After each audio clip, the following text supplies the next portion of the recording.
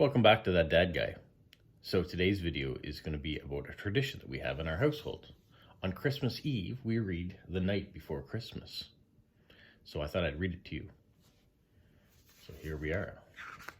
The Night Before Christmas. Random House Pictureback Publishing. By Clement Seymour, illustrated by Douglas Gorsline. Copyright 1975.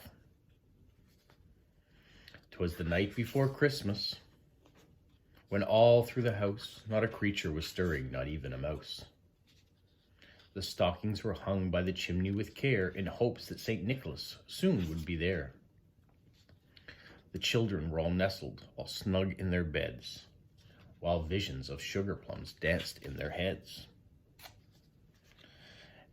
And Mamma in her kerchief, and I in my cap, had just settled down for a long winter's nap, when out on the lawn there arose such a clatter.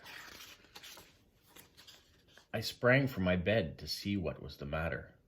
Away to the window I flew like a flash. I tore open the shutters and I threw up the sash. The moon on the breast of the new fallen snow gave luster of midnight objects below.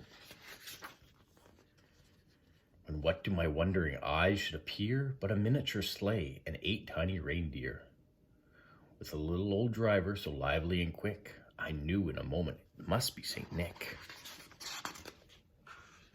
More rapid than eagles his coursers they came, and he whistled and shouted and called them by name. Now Dasher, now Dancer, now Prancer and Vixen, on Comet, on Cupid, on Donner, on Blitzen, to the top of the porch, to the top of the wall, now dash away, dash away, dash away all.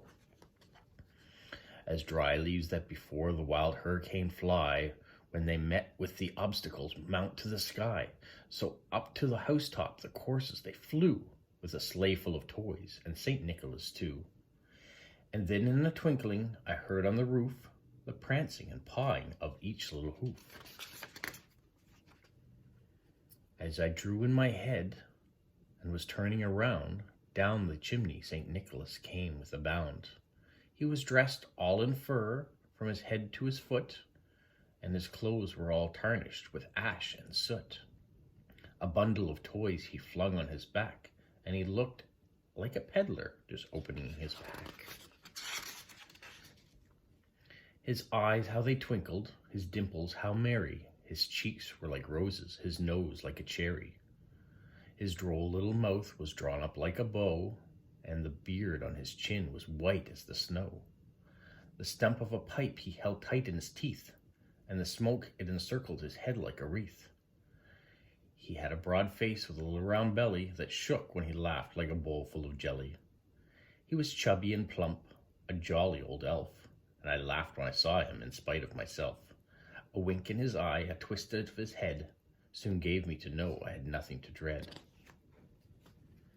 He spoke not a word, but went straight to work, and filled all the stockings he turned with a jerk, and laying his finger aside his nose, and giving a nod up the chimney he rose.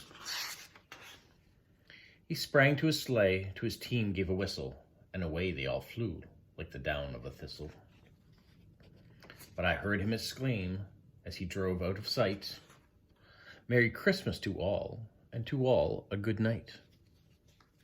The night before Christmas.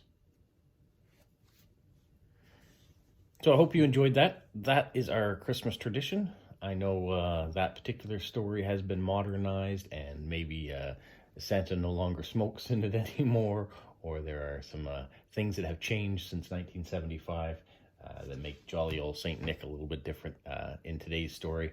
But this is one of the many versions of this book that are out there, and if you enjoyed it and you want to start this tradition with your family, by all means.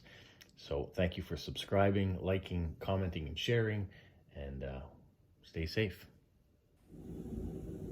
What, Polo? You say like, subscribe, share, and tell all your friends?